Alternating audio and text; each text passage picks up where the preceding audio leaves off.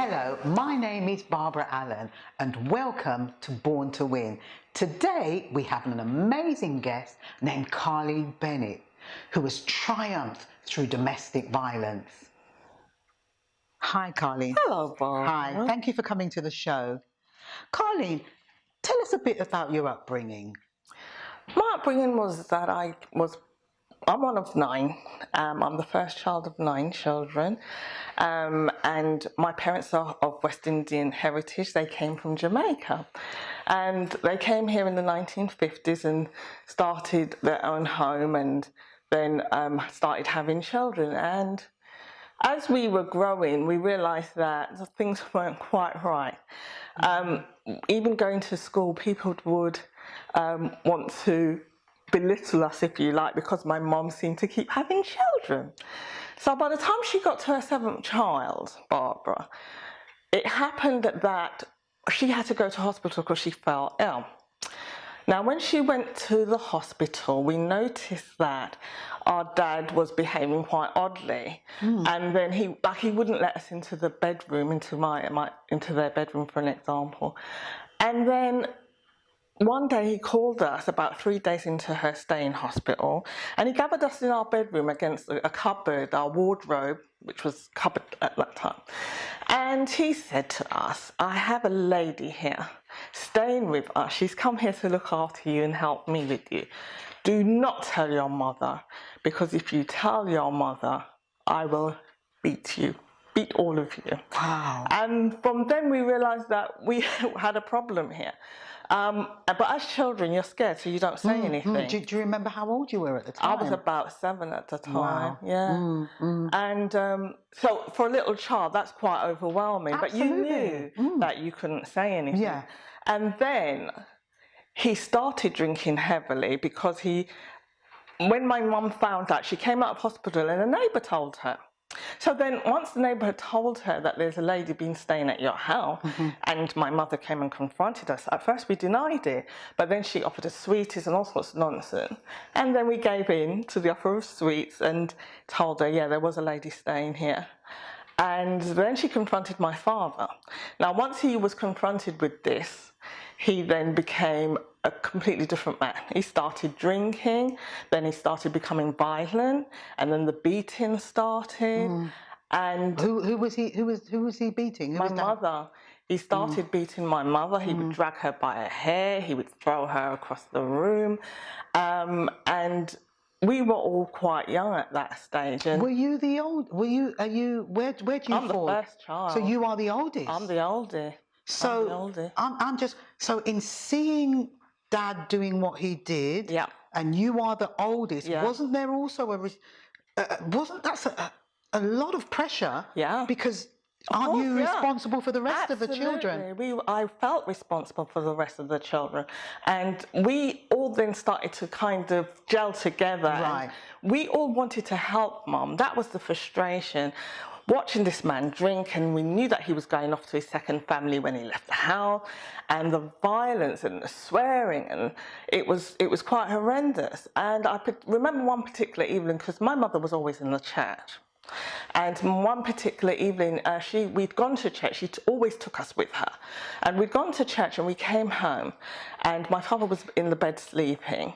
And as soon as she went into her bedroom with the baby, we could hear his voice, and it was getting louder and louder. And so what we tended to do was huddle together so we'd all got out of bed and we were huddled together.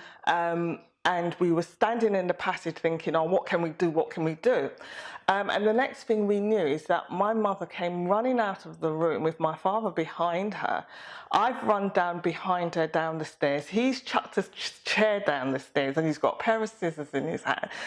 And I've run straight down past this madman out the front door after my mother. Now, what had happened is, let me back up a little bit because I've missed a very important part. When my mum came home, she was making up the baby's last bottle. And she sent somebody down to bring to bring up a flask. Now, they didn't bring up the flask. What they did was bring up the whole kettle. So this is one of your siblings? One of my siblings had brought up a kettle of water, by which time I was 11. I was 11 by this time. They brought up and then they put it outside my mum's bedroom door. So as I said, we were huddled in the passage. When we turned to run, I accidentally stepped in the kettle of water, which went all down up my legs. This boiling hot kettle. Yeah, absolutely.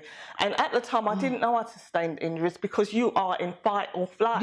Yeah. So you don't know that you've hurt yourself. Yeah. So I ran downstairs after my mother, ran down the street. Then she ran into this lady's house, which we knew, and I thought she'd gone in there and she was calling the police. So I was at that, and I was crying at this point. Then we made our way back to the house. And when we got there, we were waiting outside in the cold. I said, Mum, I've hurt my leg, I've hurt my leg, I've hurt my leg. Through the burns? Through the burns. Yeah. But of course, she didn't understand that I'd really hurt myself at that point because we were so frantic. And all her children are in the house. She needs to get back in there. Her baby's in the house. Absolutely, she needs to get back in there. And instead of the police turning up, it was 2 van loads of church people and a carload. And I thought, how are they going to help her? What happened when they came? What did they do? We went back into the house. They all came in. Some of them went into the bedroom, tried to reason with my dad and find out what, and one of them went and picked up the baby from him, and he didn't say a word in English. Barbara, he didn't say a word in English. So one of them was a nurse, and I said, I've really hurt my leg hurt. So when this lady's gone to see what all the skin has come away. My goodness. It had blistered straight away. She went to her car, got her medical kit out, and came and bandaged me up and everything. And so that was quite a traumatic evening. And then from there, it just seemed to get progressively worse. Just spiraled. Yeah, it just seemed to spiral out of control. My father was beating us for all sorts of nonsense. For an example, if we gone out with our friend and we hadn't done our chores, he'd be waiting behind the front door with this wonderful belt that he kept for those special occasions. But then he seemed to want to take it out on everybody. Carleen, why do you think Dad was so abusive? I recently found out, and when I say recently, I mean recently, found out that, and this is what happens when we don't ask questions. Yeah. So my father was abandoned by his own parents when he was really young. Yeah. And the woman that he referred to as mom was his stepmom. His real mom apparently left him when he was very young. At 14, he didn't have a home. He was out on the street fending for himself. Right. He didn't know love. Yeah. He didn't know it, so he wasn't able to articulate it in a way that we understand as love. Yeah. And what he called love was his interpretation of what a man is supposed to be like. But it was the wrong interpretation, And then on top of my father's domestic, his behaviour and everything, because he refused to stop seeing these women. Then we found out he was seeing more women, and so the thing was literally spiralling out of control. So really, Dad was he was a hurt man. He was a hurt man, hurt. and he was just looking for love. Yeah, Anywhere he was he could hurt. get it, He was hurt. He was looking for it. He was hurt. He was hurt. We're not making excuses for him, but he was hurt. What I'm hearing, he was confused. He was, and he was angry. And he was angry. He was an angry man. He was definitely an angry man. Yeah. I mean, I could not believe one incident where my sister was like 8 months pregnant, and this man chased her down the street with a machete. She ended up in one of the neighbours' homes to take refuge, and when we called the police, because he clearly lost his mind, you don't chase your child with a machete. They cordoned off the whole street. All the neighbours came out, and everybody was trying to figure out what's going on here. The police were in the house searching it for this machete. My dad was sitting on it, and it was wedged in the back of the sofa, and they couldn't find the machete. And this poor sister of mine couldn't come home. We had to literally shield her. So she had to be spending time at this old lady's house down the road, and where we went and learnt to make cakes and knit during this period while we were protecting her. So she could only come home when he wasn't there. And then when he'd gone, she had to go back and hide at that lady's house. So, Carleen, you've actually been literally brought up in domestic violence. Absolutely, Constant toing and throwing, and what's going to happen. How did that affect you when you went to school? Yeah, when we went to school, you were told not to say anything. So you learned, even when I burnt my leg, you were told not to say anything because the welfare's going to take you away. Right. So we learned to keep quiet about everything. So it's about covering up everything. It was about covering up everything, Yeah. Everything. Do you think it was okay, although you couldn't say, had you had said, the authorities would have come in and dismantled the family? Do you think it was a good thing that you had to keep it on, or do you think it was? Looking back now, you just did it. You just did what you were told. Yeah. Because you were brainwashed to do as you were told. Yeah. And so you didn't think you were doing anything wrong, you know? Yeah. There was a lot of other traumatic events that happened. When I say traumatic, I'm talking about, people don't like to talk about spiritual warfare, for an example, but I found that I was always in spiritual warfare, and I didn't understand why we always seem to be in spiritual warfare. It's not something that people like to talk about. But a lot of the times, like, my mum would run around the house in the middle of the night rebuking entities that we couldn't see, and we ended up getting sick, some of us, in our beds, and she would, three children, one sick after the other, and she couldn't understand what was going on. So she's running around the house speaking in unknown tongues. We were like, what's going on here? Right, so we're talking about warfare. Warfare. So now that takes us to a different place in terms of a very abusive father, domestic violence going on. Yeah. Then on top of that, Carleen, you have got dark forces coming into the house and disrupting. But it's already disrupted because of Dad. That's right. So now you've got Mummy, who's a Christian. Yeah. She went to church, so she understood this. Yes. Did you understand about it at that time? Didn't. So when Mummy's going around the house rebuking, what are you thinking? What are you thinking? Well, we're all thinking, what is wrong with her? This is so scary. What is she doing? So were you thinking that Mum's not right in some cases? We weren't really thinking that, no, because we knew that she was Christian, and it's something that she was familiar with. We had to trust that this behaviour was normal. Right. That there was some normality in what she was doing. Right. And that somehow she was protecting us. Right. And I think that as we got older and we started having our own experiences with entities, which we couldn't again talk about, then we realised, hold on a minute, she's not wacky, there's stuff going on here. When, you know, unseen forces would come and pull us out of our beds, for an example. 1, 2, 3. And hold on. Let's just rewind. So when you're there, you're saying forces. So you would actually feel somebody grab you and pull you out. Yeah, from our foot. Oh, from your feet. From the feet. And pull you from your feet. Yeah, pulls from our feet. So you've experienced somebody pulling you. Yes. Right. And when we told Mom, she prayed and left it at that. But then it happened again to another child, then another child. And then the thing is, it progressively got worse. That the second child got sick. They were vomiting in their sleep. So she says that something's not right here. And then the third child developed asthma.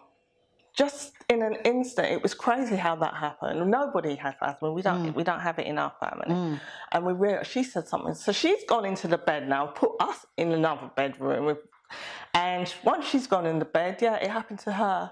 And so she had to get up and deal with this entity that she realised was taking over this part of the house. Right. So from then I realised that, hold on a minute, I can't be scared of these things. They can't come and dictate our lives. Demonic forces coming into your house. Yeah. Plus dealing with. So can you, just going back, Carleen, was Dad still abusive as well? Absolutely. Was Dad a Christian? No, he was not. So Dad didn't go to church? No, he did not. He only came to church to pick us up. Right. Even, as I said, he was an alcoholic. He turned into an alcoholic. And even if he was invited to like a conference, he couldn't be without his 2 cans of Tennant Super Lager in his pocket. Wow. And so he would keep nipping out of the service to go and take sups of these. And it just became his daily routine, and he just couldn't do without it was his prop, and it was his crutch, and it was his friend. It was the only thing that didn't let him down was his drink. And so unfortunately, he kept drinking and we kept paying the price for it. Yeah. So you were children. Yeah. 9 of you that were bruised, battered, emotionally, mentally, Yeah. and physically. And physically. All in one. Yeah. Yeah. It's just unheard of. Yeah. You hear about these things, but to live it is quite a different story. Yeah. Carleen, how has that affected your life? Well, when I was 15, I decided I needed to get out. I wanted out. So at the age of 15, is that when you met your husband? Correct. That's when I met my husband, so I was quite young. And how that had come about is I'd gone to a friend's house to see her, and there was this handsome, beautiful man sitting in a chair in her bedroom. She was fast asleep. And I thought, how rude. You've got your boyfriend in your sleep. So when I met with her the next time, when I said, you had this beautiful man sitting in your bedroom in your sleep, I said, that was a bit rude. She said, that's not my boyfriend, it's just a friend. So she said to me, I'm not going out with him because he's got his own issues, he's got epileptic fits. And I was like, really? But to me, that was nothing compared to what you were going through, yeah. So, yeah. So I said, would you mind if I made a move on this guy, which is not the norm? And she's like, Carleen, I really don't care. He's not my boyfriend. And so Valentine's was coming up. And so I found out where he lived, which wasn't hard in a local community. Yeah. So I sent and in those days, just not interrupting you, but in those days it was a community, wasn't it? Yeah. Because I'm hearing you were able to run in other people's homes in order to get refuge. Right. So it was a community. A community, very different from how it is today. Absolutely right. Yeah. Yeah. And so I managed to send him this Valentine's card, and he'd done his own research and found out where the card had come from. And the next thing I knew, this handsome young man was on my doorstep saying he's come to see his friend across the road, but she's not in. Can he stay here until she gets in? And that's how we started communicating. Of course, my dad, when he heard about it, absolutely not. He went mental. And so what we had to do is walk. He used to meet me at school, and we'd walk the 3 miles back to my house. And then I said to him, you know, I go to church. I need to introduce you to church because I heard that you're not very well. And he was like, yeah, you know, it's fine. It's just something that's passing through. But it wasn't, because when we started going to church, he started having these attacks in church. And the epileptic fits. Yeah. They weren't epileptic fits, though. That's another story, but you need to buy the book to read out about that story. Yeah. But it transpired that they were not epileptic fits, and they only happened when he was in church. So then we realised that, hold on a minute, there's something not right here. And the young people that I was with at the time were very spiritually aware, very high alert. They were really prayer warriors. They were into their word. They were really solid Christian.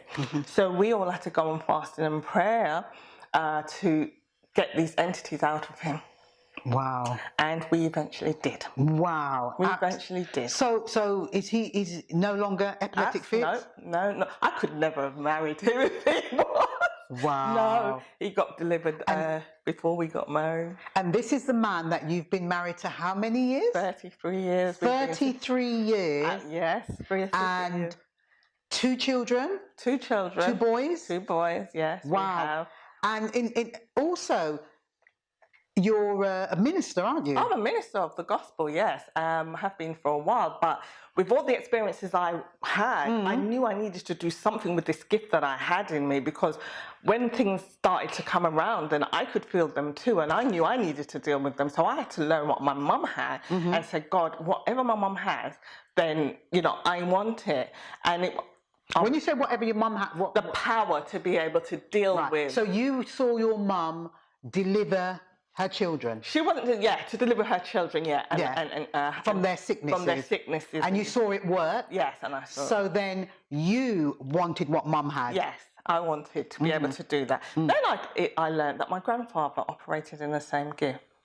Right. So it is. So the gift is deliverance. Deliverance, Right. yeah. So it's able to cast out demons out of people. Correct, Yeah. yes. To cast out entities, as you would and say. sickness, and he was able to get people better from illnesses and whatever they were going So it's about through. a gift that he actually had. Yes, it was. And mum had it. And you now, I know you're a Deliverance minister. Deliverance minister. Yes. And you have the same gift. Yeah. So I had to just say, you need to learn about this and you need to study it and you need to ask God to put whatever you need inside of you. Let me tell you something that happened, Barbara, which absolutely astounded me. And God is absolutely awesome. I was sick unto death. After I got married, I had a stomach issue. What age did you marry Errol? 19. 19? You got married at 19? Yes, I did. Yeah. And then not long after I got married, I heard 3 knocks on my bedroom door, but they were very precise knocks. Very precise. And I said, come. Nobody came. I got up and went to the door. There was nobody out there. And the next thing I knew is that I became ill. Within days, I was ill. I couldn't keep anything down. Right. I could not even water. And then, of course, you're going to get dehydrated and drained. Ambulance had to keep coming and picking me up. I would try to go to work. They had to come there and pick me up. I thought, I knew I was dying. And people started telling me all sorts of nonsense. You were given your wedding presents without good heart, what you can soak in salt water, all these old wives' tales were coming through. And I'm thinking, no, that's not going to help me. I'm dying. And one Wednesday morning, my mum was going to a prayer meeting. She says to me, Carleen, I need to take you to this prayer meeting. So we went to this prayer meeting. And this woman that was there was on her knees. Never met none of these people before. I didn't know them, didn't know her. One of them was some of my siblings' godmother. So it was happening at her house. So this woman gets up and she's got a bottle of oil and she's come over to me on her knee. She's poured some of the oil in the lid. She's given it to me to drink. She's poured some for herself and drank it. And then she starts rubbing my stomach. Wow. And I thought, wow, this woman knows. She knows what's going on here. And is this something you're seeing in a dream? No, this is what actually happened. It's not a dream. This is what happened. And so she's rubbing my stomach in this prayer meeting. And the next thing I know, I brought something up. Yeah. And then afterwards, she has said to me, you had a conversation with somebody. And she told me what the conversation was. And she said to me, don't speak to that person about anything in your life again. Amazing.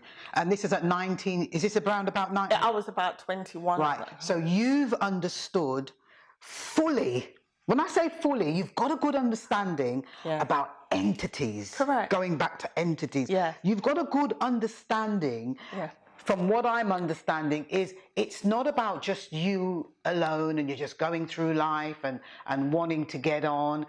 There are forces out there that will stop you. They'll try to stop you. And if you're not aware, they can take you out. They can. Because from what I'm understanding is, for what you went through, many people would be in the mental house now. Yeah. Many people would have committed suicide. Yes, they would. But you've been married. I'm a foster mother. And you're also a foster mother. Yes. Let's move over to the fostering. 9 years ago, we're in our 9th year of fostering now, that we needed to go and rescue some of these children that are experiencing domestic and physical abuse. That's experience what you experienced. Yes.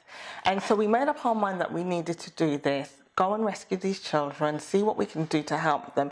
And that is how the fostering came about. Wow. Yeah, we had a spare room, so we put it to use. Our first foster child has just gone to university. Amazing. They wrote him off. That's the amazing thing, Barbara. He was written off. Wow. And nobody could believe that he actually made it into university. Wow. Because that it was not his... And I do know that you had a lot of adversity with him. We did. But in through it all, you both persevered, held on. We did. And he's now in university. Yeah, Absolutely amazing. Inspiring story. So, Carleen, what inspired you to write the book, God's Just Building My CV?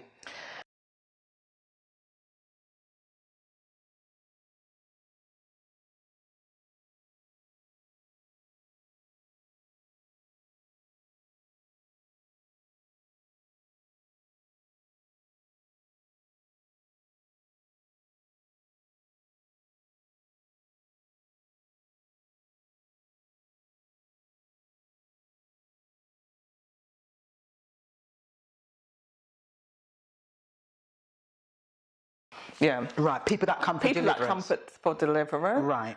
They come because they can't move on. I was able to move on. So my thing is I need to help those people who are not able to move on. And because I've been keeping diary entries of what had been happening and what had been happening throughout my life, I then decided that it was time to amalgamate that information and turn it into a book that could help to inspire people that this isn't the be-all and end-all of your life. There is a better life after this, and your past experience should not be able to hold you hostage. Right. It should not be able to dictate to you. Right. Ephesians 6 says, "For we wrestle not against flesh and blood, but against principalities and powers and spiritual wickedness in high places." And once I got the ethos and the full understanding of that, I then became a completely different person. One lady in particular said to me, "Do you know the demons were scared of you?" And I was like, "Really? That's good. I'm happy to hear that." So that gave me the drive that I needed to get more and more affiliated with what I was doing. And that's why I take it so seriously, because people should not be kept hostage by their past experience. So it's really about empowering people, educating them as well, and inspiring them. Yeah. So Carly, just tell the viewers where you can get your book from. So at the moment, my book is available on Kindle, Amazon.co.uk. If you put my name in, Carleen Bennett, or you put in the title of the book, God's Just Building My CV, you'll be able to get a Kindle edition. I also set up my own company to sell the book from. That company is called E&C Books. So you can email me at admin@encbooks.org to get a copy of the book, or you can call me on 07932 834 772 to get you a copy of the book. Can you say the phone number again, please? The phone number again is 07932 834 772. Thank you for coming today, Carly. Thank you, Barbara. Thank you. So go online, purchase the book, and I'm sure you'll be blessed. My name is Barbara Allen, and thank you for watching Born to Win. Until next week, bye.